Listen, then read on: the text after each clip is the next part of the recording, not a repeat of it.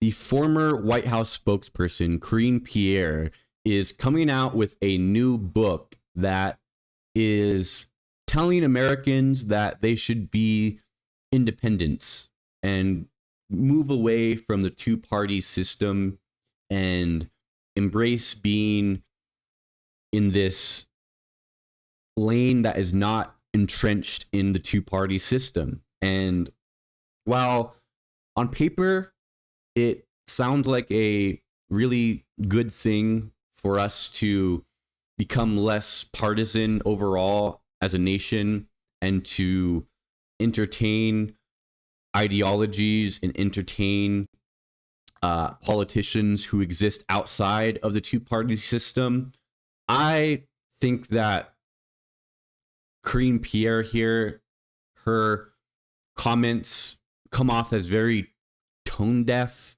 and perhaps really kind of missing the moment in that we're in American history and American politics. And I'm going to talk about the name of the book and kind of what she is going to lay out in it, and I'll give you my thoughts. But before we look at that, please be sure to like the video, subscribe to the channel, and comment down below. So we'll head on over here to Mediaite, where it says, Karine Jean-Pierre announces she's leaving the Democratic Party in new book, promising look into broken White House. Jean-Pierre revealed that she is the author of a new book titled Independent, a look inside a broken White House outside the party lines, set to be released this October. Until January 20, I was responsible for speaking on behalf of the President of the United States. At noon on that day, I became a private citizen who, like all the Americans and many of our allies around the world, had to contend with what was to come next for our country. The description of the book on Amazon reads, in a country obsessed with blind loyalty to a two-party democratic system, Jean-Pierre, former White House press secretary to the Biden-Harris administration, shares why Americans must step beyond party lines to embrace life as independents. It sounds great on paper, right? It really, really does. Be less partisan, allow for ideas to flow into the American psyche that are not entrenched in the Democratic establishment party platform or the GOP establishment party platform, perhaps allowing for some more variety and some more things to happen that otherwise wouldn't have in terms of policy discussion on both sides of the aisle. But the thing is that we don't have a two-party system as this book is claiming that we do. We don't. We have a one-party system. The Democratic Party is the only political party that functions and operates in any sort of way that resembles a political party that we would come to think of them as being, right? The Democratic Party is the only party in America that is even attempting to govern its people. The Democratic Party is the only party that is even attempting to uphold the ideals and foundations of the Constitution. So what are we supposed to do, right? In a situation like that, if you are a lover of this country and you are a lover of democracy, in my opinion, the only path forward is to support the party that is supporting the democratic ideals and the constitutional foundations of our nation. That's what you do, right? I'll say this, right? After the 2016 election, which I did work for Bernie Sanders, I was very, very disillusioned with the Democratic Party. I felt like I didn't have a political home in the Democratic Party, and I changed my voter registration to independent after the 2016 election. I did. And it took me watching what Donald Trump did to the country in his first term. And it took me watching hundreds of thousands of people needlessly dying in hospitals, hooked up to these crazy machines, just eking out one more breath in the pandemic that could have been prevented if Donald Trump gave a shit about anything other than his fat fucking face. But lo and behold, he doesn't. And hundreds of thousands, perhaps millions of people needlessly died in the COVID pandemic. And Donald Trump wreaked havoc on the American people and democracy in this country in his first term.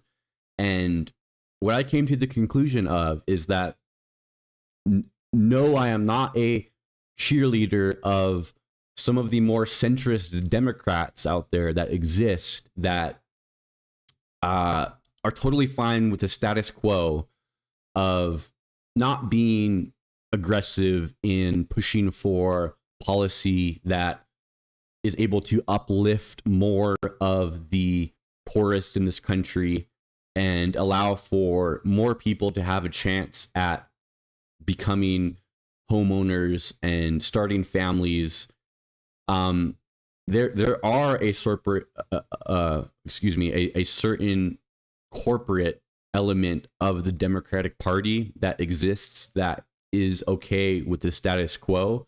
And I don't think that being a Democrat and voting blue no matter who is an endorsement of those politicians per se, right? This is where the left and the right very much differ, right?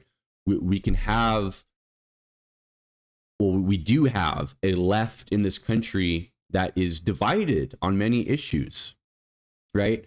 Whereas the right has turned into a sports team where you're MAGA, you're all for everything MAGA in every instance, or you're a rhino.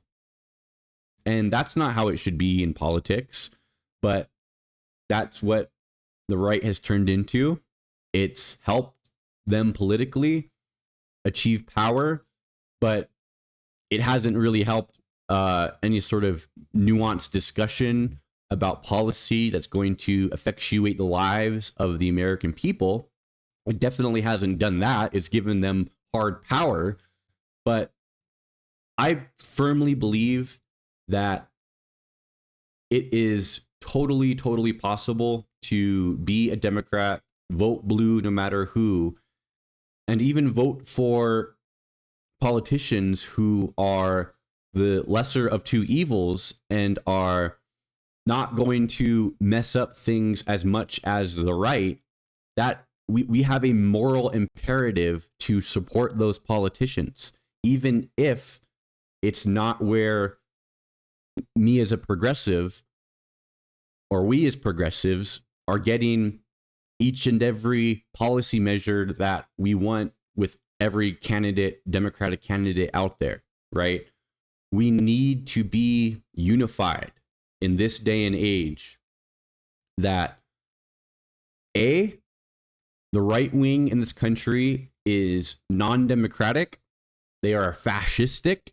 They do not represent the ideals of the founding fathers who wrote our beautiful, amazing Constitution.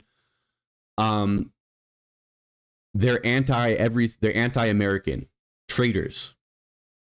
Republicans are traitors to America. And the Democratic Party is the only party left in government that is doing any sort of work whatsoever to keep the wheels of our democracy rolling and to keep the heartbeat of this country pumping, despite every single effort that has been made by the right wing to cut off the blood supply to our pumping, thriving heart of democracy in our country. We don't have much of any other option, unfortunately. I would love for it to be a different way, where voting independent, independent candidates had any sort of impact or any sort of snowball's chance in hell to make a dent in the electoral college. They don't. Okay, they simply don't. And I'm not saying that, oh, that means that people shouldn't run as independents, or it's just, you're just wasting your time and money running as an independent. Okay, no. Okay, this is America, right? Each and every person has the right to express their ideas and run for office under any political umbrella that they want, granted to them in the First Amendment of the Constitution. Probably the most important amendment in the Constitution. That's probably why they put it first.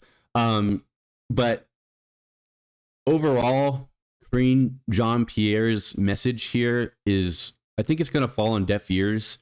And I think there's going to be a lot of people going, well, you totally rubber stamped and were a total cheerleader for each and everything that the Biden administration did and said, which of course, as her job as the spokesperson, that's her job description, right? But to go from cheering everything that the Democratic Party was doing to on January 20 going, oh, now I'm an independent and I'm gonna sell a book telling Americans why they should back away from the two-party system, you're gonna have a lot of people going,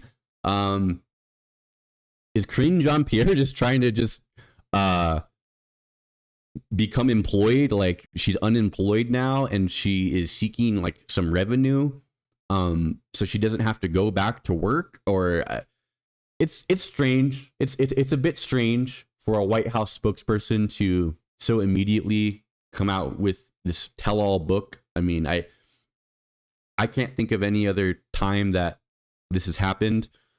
And I respect and like Karine Jean-Pierre, and I'm interested to see what she has to say in this book. But my prediction is that it's likely to fall on deaf ears. And, I'll just say again that in this day and age in the United States of America, we have a one-party system. I would love for there to be 3, 4, 5 relevant major political parties in this country, like there are in other democracies in the world, but we don't have it. We just don't have it, and it's likely not coming back. It's probably not going to ever be something that we have in this country. So what do? Right? We have to do what is morally right. And what's morally right is to support the one party that is keeping the wheels of democracy rolling. That's all I got for you guys in this one. Thank you so much for watching. Please be sure to like the video, subscribe to the channel, and I'll see you guys in the next video. Take care.